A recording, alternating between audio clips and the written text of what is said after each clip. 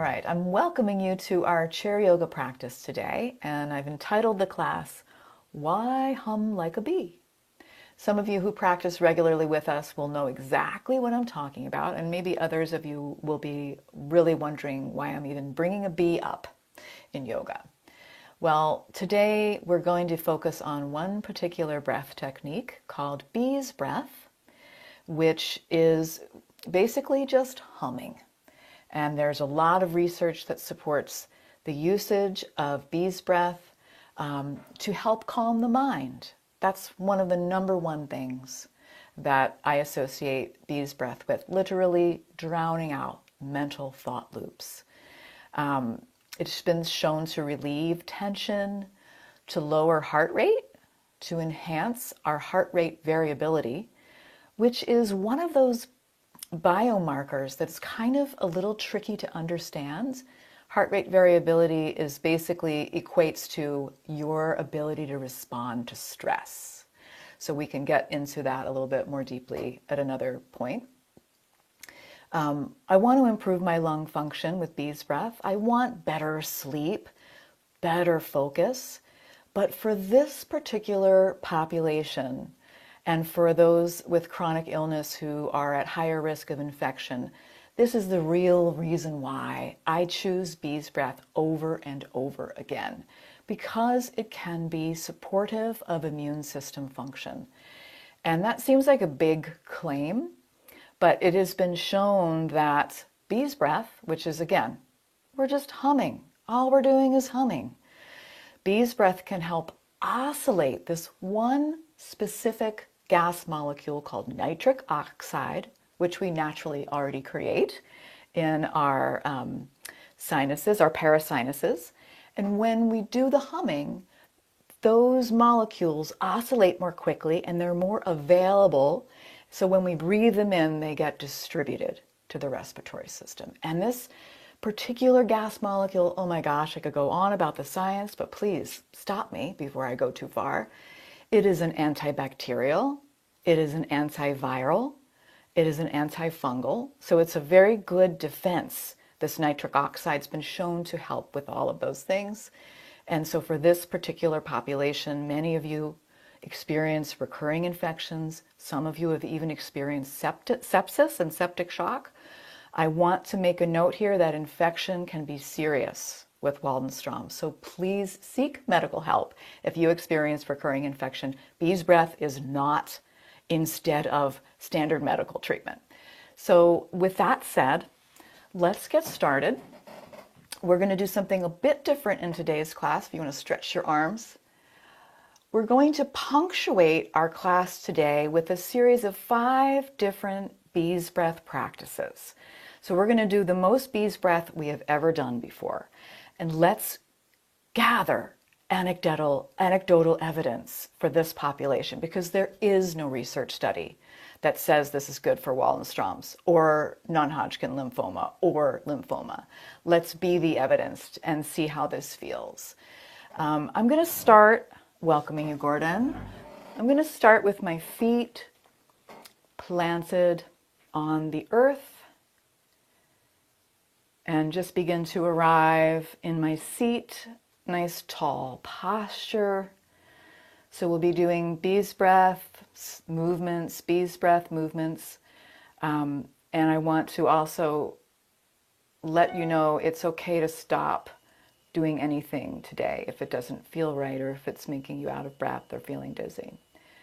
So let's start with that nice tall posture. I'm going to rinse my shoulders up, back, and down, and begin to come into my body, beginning to arrive. So I don't want to just rush into my bee's breath or Bhramari pranayama. I want to get warmed up for it a little bit. So I'm going to warm up with a little bit of neck movement, tilting the head from side to side. Now you can practice most of this while you're driving. Just kidding, Greg, don't do this while you're driving. We're inhaling to center, but Jean, you can do all of this. Exhaling to the side. Beautiful. Breathing in center. Exhale to the right. Breathing in. Just becoming aware. How am I doing today?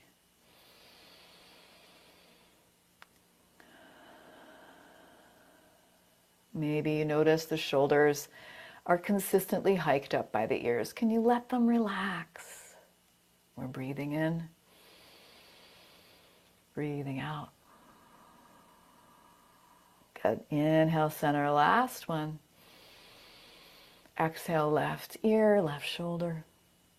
And then I'll come back to center. I'm just going to give myself a big hug and know that it is okay to be in whatever state of being I'm in. I could be a total, complete mess. It would be perfectly fine to be that way. In fact, you might really be helped by Bee's breath.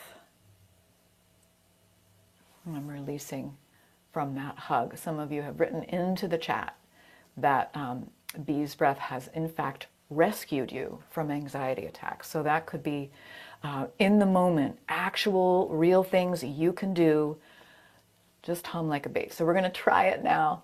I'm going to just come into a posture that feels good to me. I'm going to breathe in through my nose. As I exhale, I'm going to breathe out through my nose as well and create a humming sound. Doesn't have to sound good, doesn't have to be a long exhale, so just give this a try.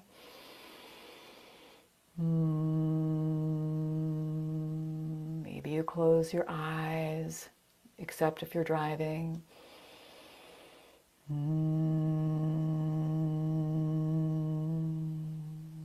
Easy breaths.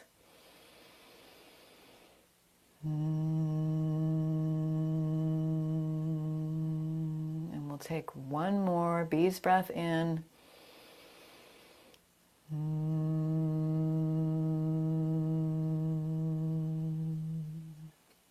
Okay, I'm opening my eyes and coming back into my space and maybe taking a little circular movement with my head and my neck.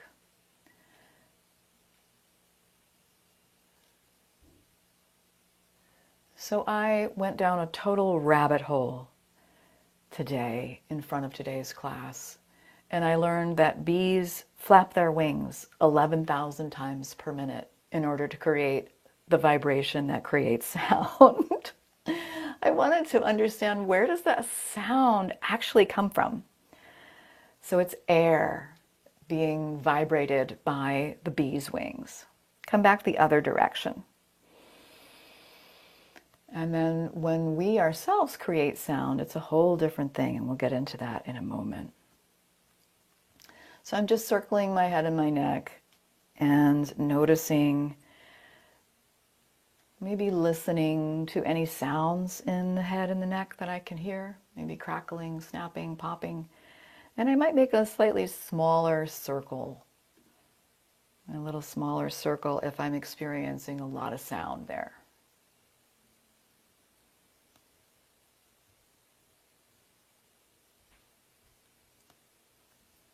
Beautiful. Just simple head circles. So effective for warming up the neck, for bathing the cervical spine in synovial fluid, which is just a fancy way of saying lubricating everything. And then I'm going to come back to center and stretch both arms out to the sides with my paws lifted, my palms lifted, maybe my fingers spread wide. See how that feels for you. And if you get all bunched up again, bring those shoulders back and down. And then I'm going to make a fist around my thumb and drop my knuckles down. So we're stretching the wrists, but we're also just holding the arms up. Breathing in, breathing out. You've got it. And I'm going to take one more of these. Good. And then I'm going to keep my right arm lifted. Drop that left arm down, doing what you can here, Jean. And dropping the left ear towards the left shoulder, making some little circles with that right arm, ever downward moving. So little by little, I'm going to be bringing my arm down by my side. You got it, Mike. And then I'll bring my arm behind my back. So I'm getting a really nice stretch here in that trap muscle. And then additionally, I could spin my chin down. So I'm peeking down at that left shoulder. Both shoulders are softening. Can you take some easy breaths here? And I don't think the cracking sound in the neck is bad per se. I think it could be natural, but you've got to talk to your own doctor and physical therapist about that. Come on back to center in case it is a bone-on-bone situation. So I think some crackling is pretty much par for the course for any body over the age of a certain age, right? I'm going to tilt my right ear towards my right shoulder, and I've got my left arm outstretched, and I'm making those little circles ever downward.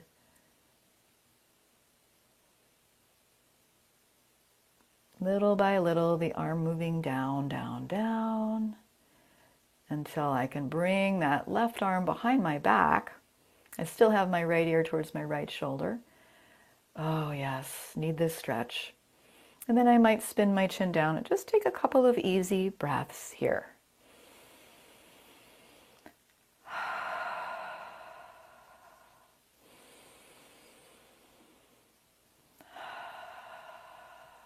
Very good. And now we're going to come back and let's practice another 5 bees breaths. So with bees breath, I think you'll notice that the exhalation ends up being a little bit longer than the inhale. We're producing the sounds like that of a bee, and that really can be the thing that helps us with the nervous system reset, right? With that anxiety attack moment, well, I am extending the exhalation, therefore activating the parasympathetic nervous system, rest, digest, heal, versus fight or flight. So this can be one of those things you reach for in that stressful moment. So we're going to take 5 bees breath, again, in through the nose. Exhale through the nose, mouth closed. We're inhaling, exhaling, humming.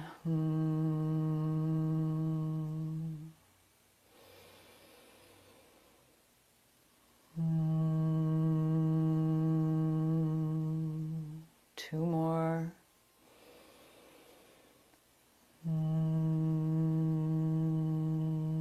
At your own pace.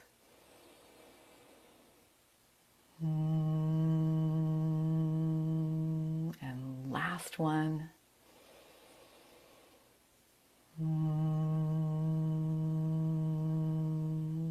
Just coming back to some normal breathing, allowing the vibration to continue to resonate, to echo, taking a little sip of water, whatever you've got.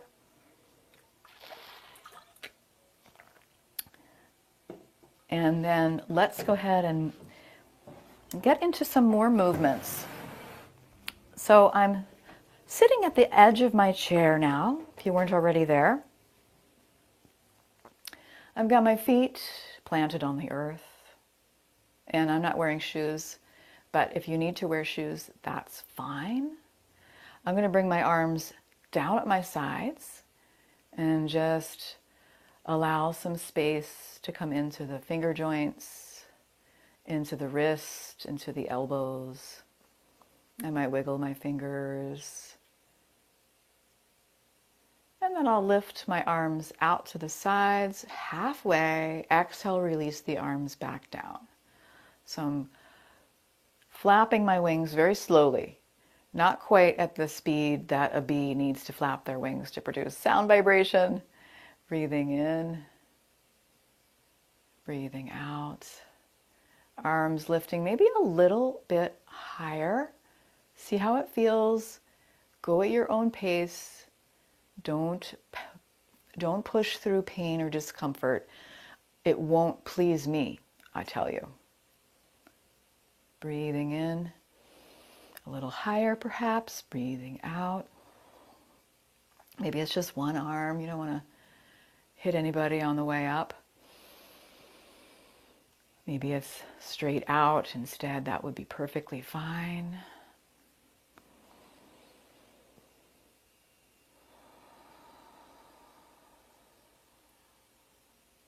See if you can do 3 more of these arm lifts, however far up. Maybe it's just one arm, as I said. You've got it, Joan. Beautiful. Beautiful shoulder mobility. And I think that's 3.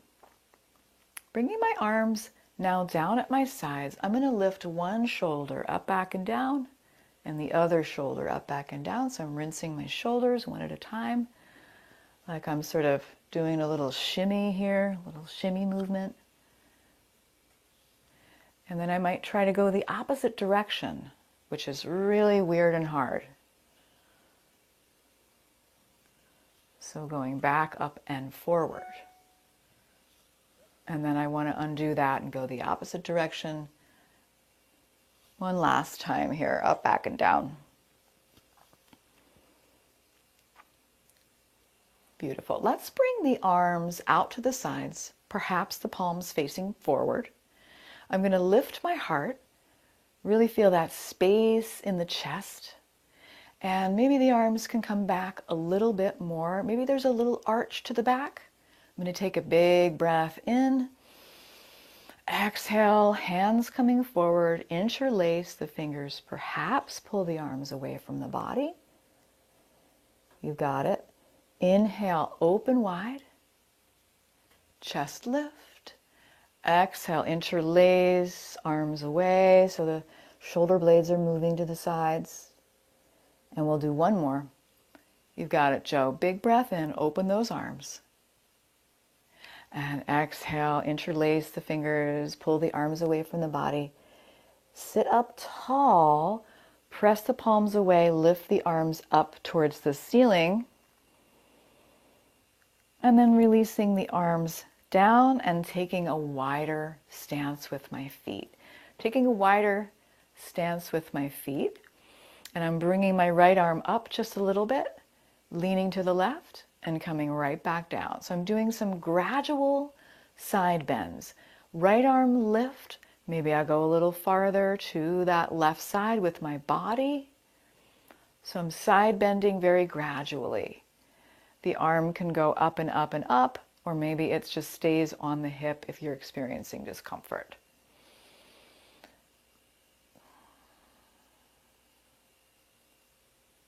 And I might take 1 or 2 more of these side body stretches. Feet on the earth, seat on the chair. You got it, Judith. Reaching for that cone nebula, or the stars, as it were. And releasing back down. And we'll try the other side. So I'm going to lift my left arm up, and I'm reaching my body to the right. And I'm just doing this gradually. Little by little, the arm can go up higher and higher. So just noticing how that feels for me.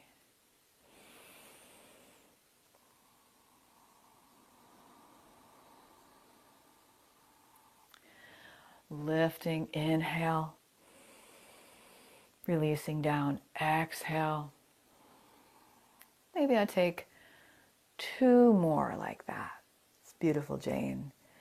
And I'm always noticing, what is the opposite shoulder doing? Is it hiking up, or can I relax it? Good. Releasing back to center, giving myself another hug just for showing up and being rather than doing for a moment here. And then you can relax the hands down, walk the feet back in, and let's go ahead and practice another round of bees breath. This time, my friends, we're going to try for 10 breaths. And then we'll do some leg movements, some whole body movements, and we'll stand up. So let's try 10 bees breaths in a row.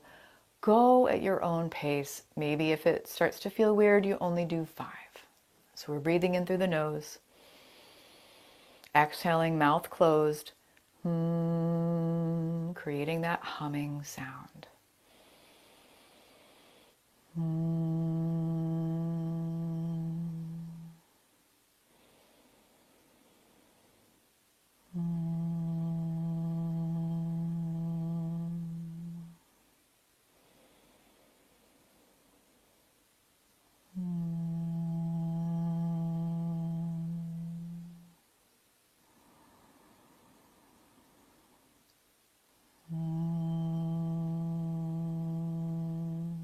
halfway there.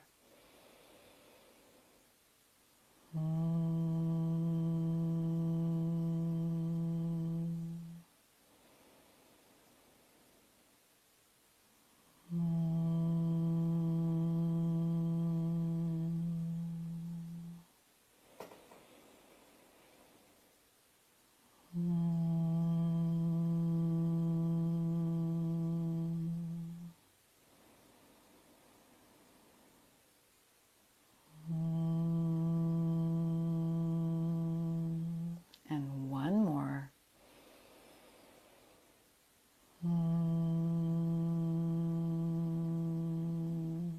Good. Coming back to your normal breath, taking a sip of water if need be. So that was 10 bees breaths in a row. And, learning a little bit more about how sound is produced. We have these two vocal folds that are the vocal cords in the voice box.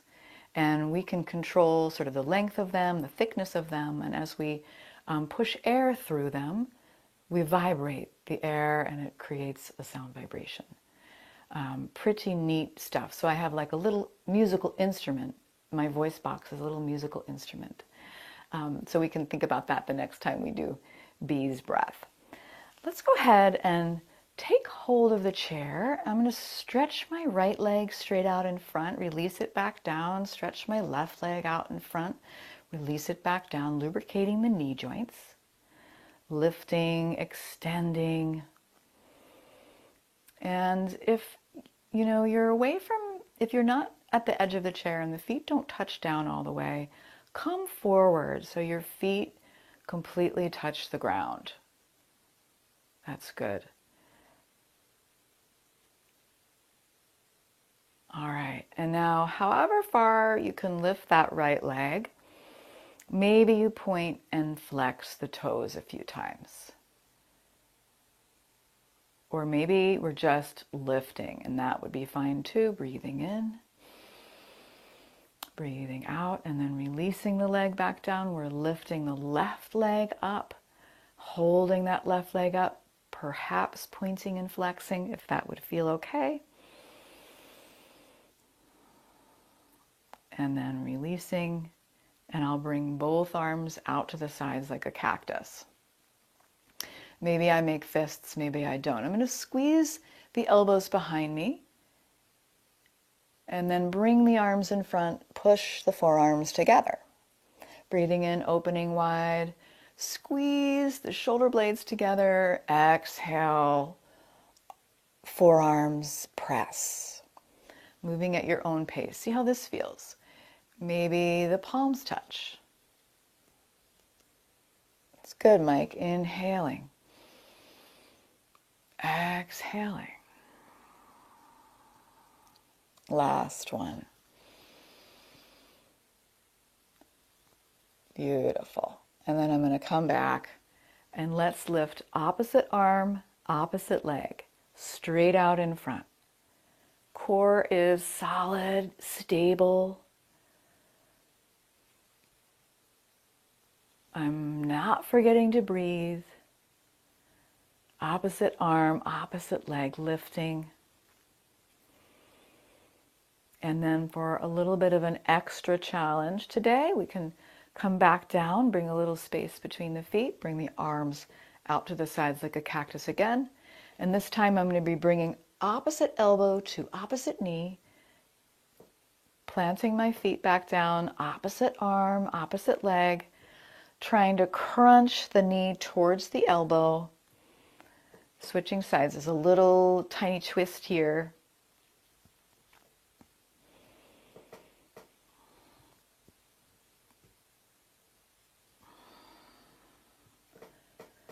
You got it, Renee. Beautiful. One more on each side. And then I'm relaxing, giving myself a hug, walking the feet back, tucking my chin. Kind of rewiring my inner narrative. Many of us have sort of negative self-talk habits. So in these moments when we give ourselves a hug, also an opportunity to say something kind to yourself on the inside.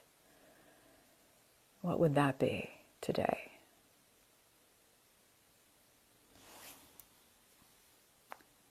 When you're ready, you can release from the hug and getting ready to perhaps stand up.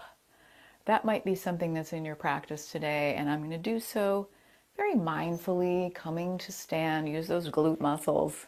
Maybe you do some butt squeezes before you stand up if you have low blood pressure. Yes.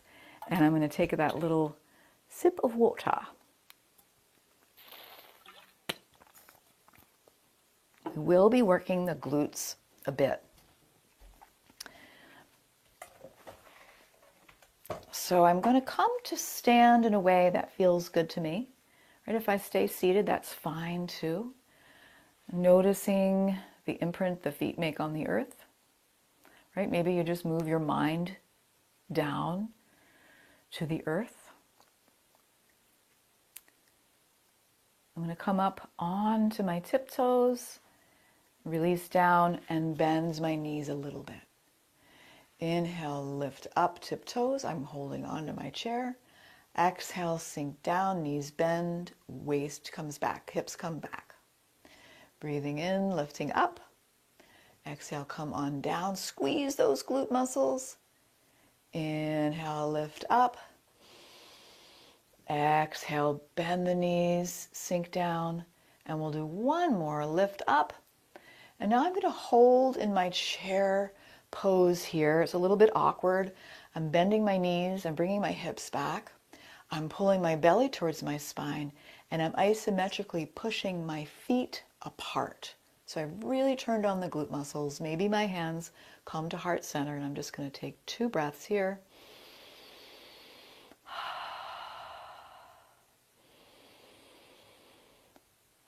And I'm releasing back up, and I'm just going to walk it out. Opposite arm, opposite leg. March in place if you're seated.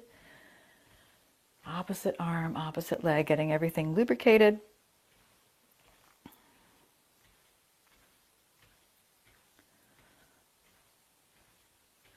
Opposite arm, opposite leg walking.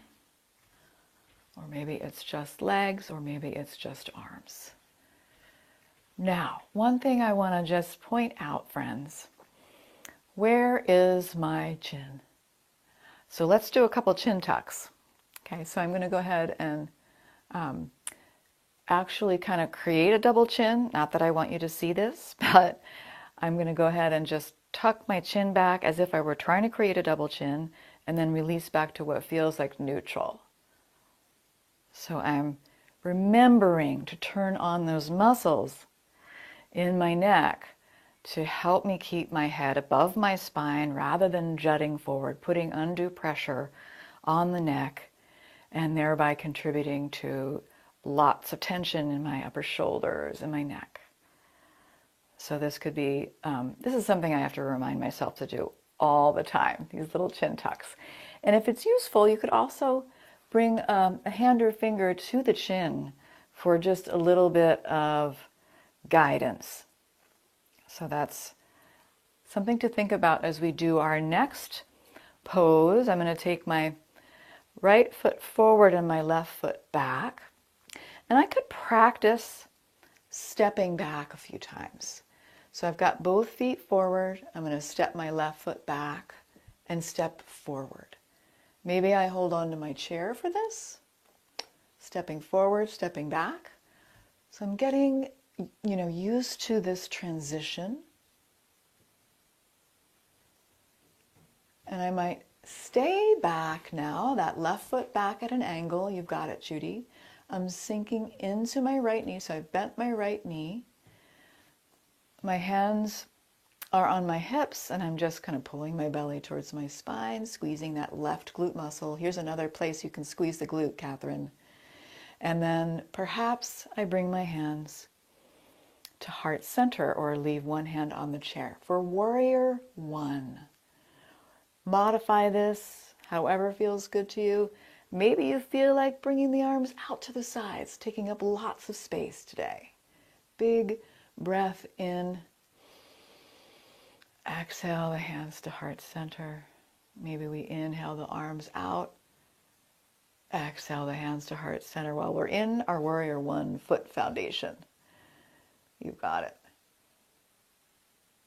And then I'm going to try something a little bit different here. Just going to take a counter pose and then come back to a lunge. So I'm going to straighten my legs, shortening my stance. So I've hopped the back foot forward a bit, and I'm going to take a bow towards my chair, maybe bring the forearms down onto my chair so I'm getting a little stretch to the back of that right leg. Pulling the belly towards the spine and up. Where's my chin? Darn it. It's jutting forward again. I'm going to tuck that chin, little chin tuck here, lengthening the back of the neck. And then I'll walk myself back up, bending into that front knee. And let's try for a high lunge. So with a high lunge, with the right foot forward, left foot back, you can do this in your chair by kind of dropping one leg off the side of the chair. I'm going to bring all 10 toes to point forward.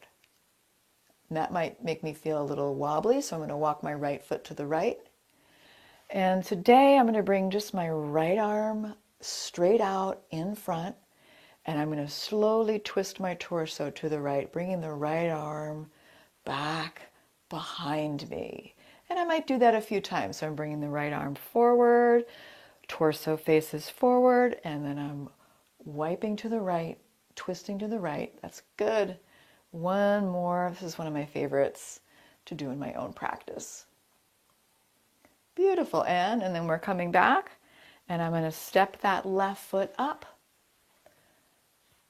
Take a few breaths in mountain pose. In fact, why don't we add our bee's breath to mountain pose? So between the sides, I'm going to take 5 bee's breaths, rooting down through my feet or my seat. Inhaling through the nose, exhaling with the mouth closed, making that humming sound.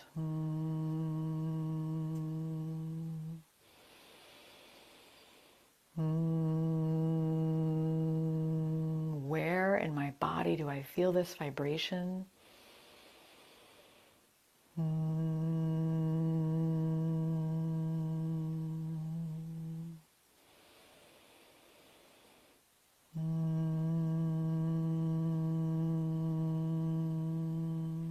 One more.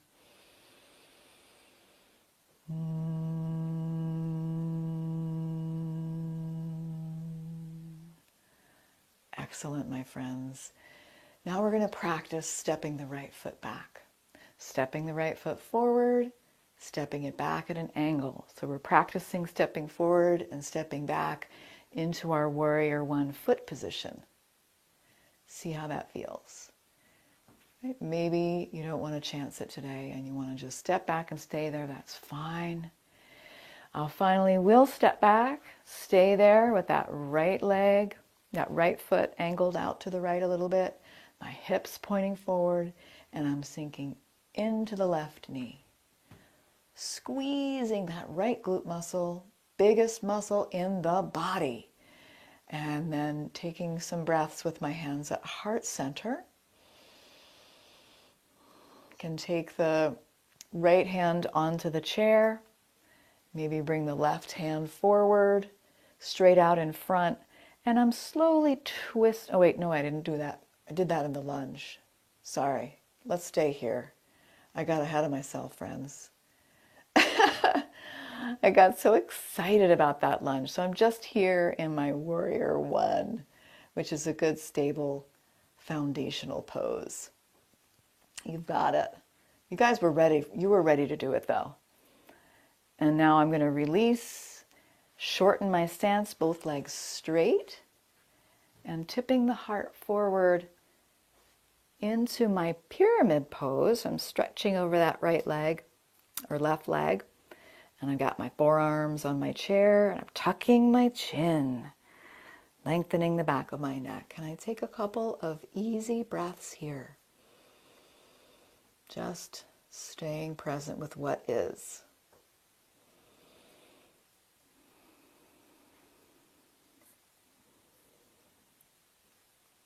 Very good. Walking myself up. And now I will attempt the lunge. So I've got my left foot forward, my right foot back, all 10 toes pointing to the top of my mat. Again, squeezing that right glute muscle. Maybe that back heel is lifted.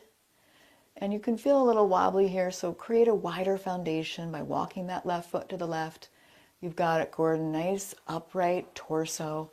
And now, with the right hand on the chair, I'll bring my left hand forward and slowly twist to the left arm coming back. If you felt safe, you could bring both arms forward and then wipe left, leaving that right arm straight ahead. Okay, so those are some options for you.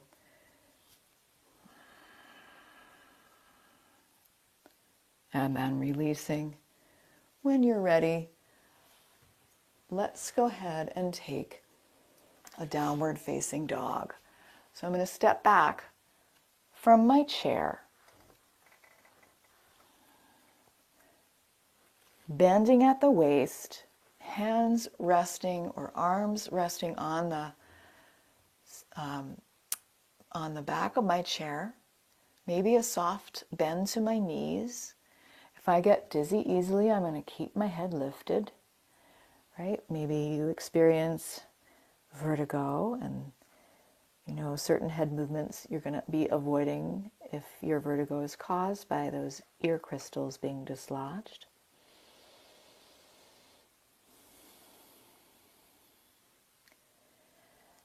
Big stretch for the back of the body, and then we're coming up nice and slow. Going to take that sip of water. Let me know how you're doing. How's it going out there? Good. Seeing some thumbs up. Thumbs up, Jean. All right. So let's go ahead and come to the front of the chair with the feeling of the chair at the back of the knees before I sit down. Maybe you're already seated, that would be fine. I'm going to take my hands to heart center. If you have knee issues, skip this one. I'm going to come to sit as absolutely slowly as I possibly can. But I'm going to lean my heart forward and really use my glute muscles instead of what I normally do, which is just to plunk down, right, without much awareness. So be sure that the chair is there before you start to descend. Using those glute muscles, right? The last one down wins. Oh my goodness. I am not going to be able to hold this much longer. Okay, and I'm down, and I don't know who's winning here. Okay, let's see here. Breathing in. Breathing out. Oh, we have a winner. It's Beth Grant. She's still going down. Oh my goodness. Okay, a round of applause for Beth for the slowest descent.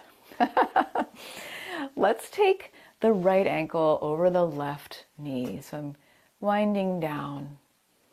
I might massage part of my lower limb, maybe the foot, maybe the calf.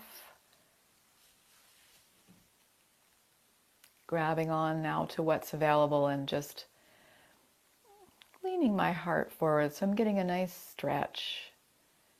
You might feel that stretch in the outside of the right hip or the glute muscle.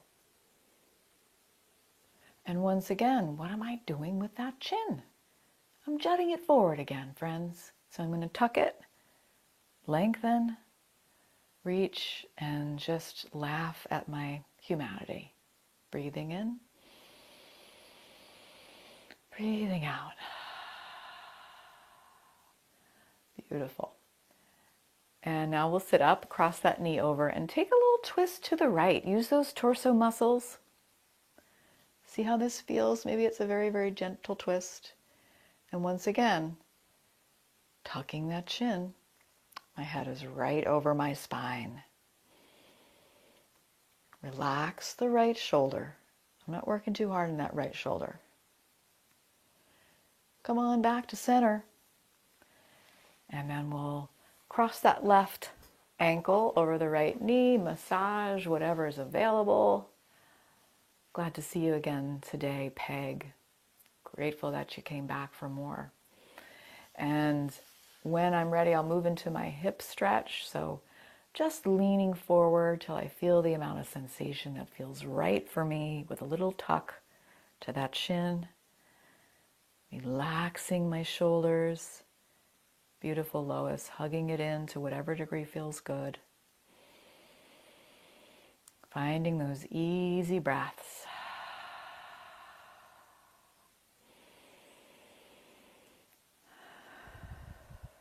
And then we'll sit up, cross the knee over. Inhaling, exhale, twist to the left. I'm not in any hurry. And I want to utilize my little chin tuck here. Use those torso muscles. You've got a Ginger, beautiful. Slow release. Back to center. Any other movements the body's asking for. Whatever it is we missed today that you want more, or something you want more of, right? Just listen to the body. Maybe you want to do some finger work or toes or, I don't know, eyelids. I didn't work my eyelids enough today. And then we're going to wind down with, you guessed it, more bee's breath. So perhaps you want to come to a very, very comfortable posture. That might mean you decide to lie down. That's always an option, reclining bee's breath.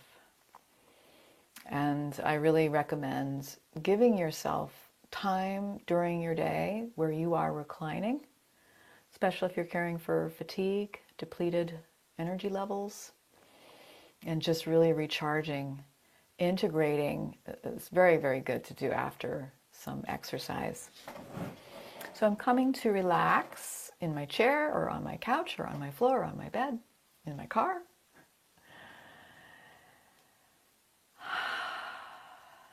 And feeling that support underneath me.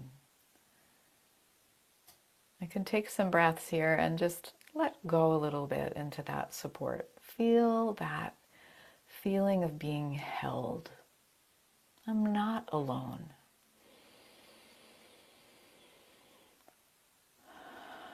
Letting go of all of those expectations I carry around with me in every moment of every day. Can I just be in this moment and enjoy whatever I can enjoy about being in this body?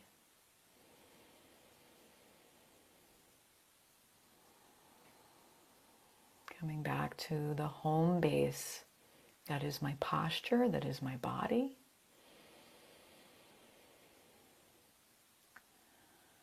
And you could just stay here, breathing, relaxing. Or if you want to try practicing bee's breath one more time, you'd be welcome to join me. We're going to try for 15 breaths, 15 bee's breaths. So we've done 5, we've done 10, and now the logical place to go is 15. So once again, we're inhaling through the nose, exhaling with the mouth closed, a little humming sound.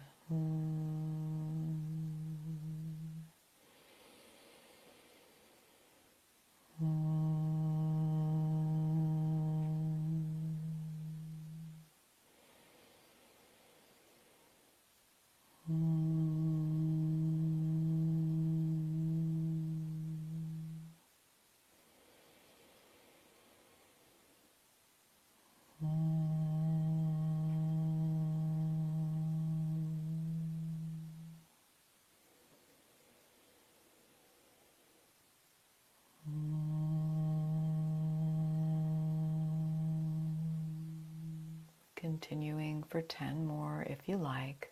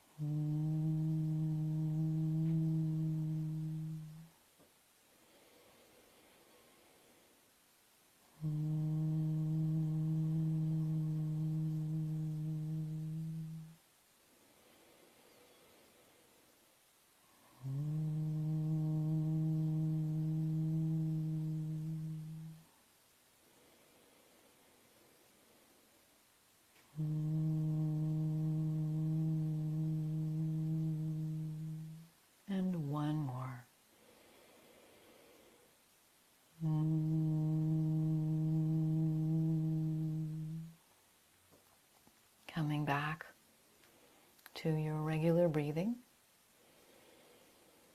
Just noticing maybe the faint continuation of a buzz feeling in your body. Maybe imagining in your mind's eye a lot of other bees, Waldenström's friends, buzzing just like you are in this moment, whether you're here live or experiencing the recording.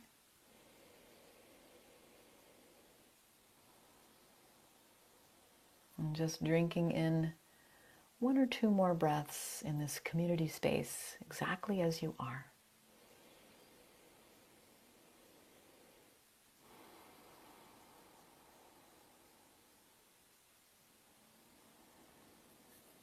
Perhaps bringing the hands or paws to heart center.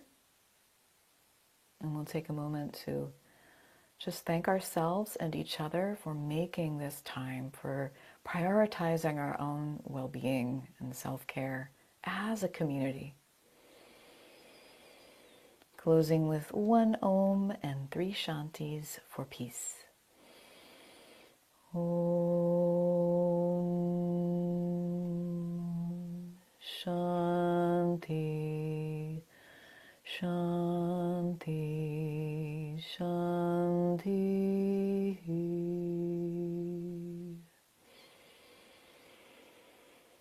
Thanking you so much for your practice today, friends. Namaste. I hope you can take this tool of Bee's Breath with you into the coming day or evening, any moments where you feel you might need a little support to calm the mind or support immune system health. And I'm really looking forward to hearing how this practice affected you today and affects you moving forward.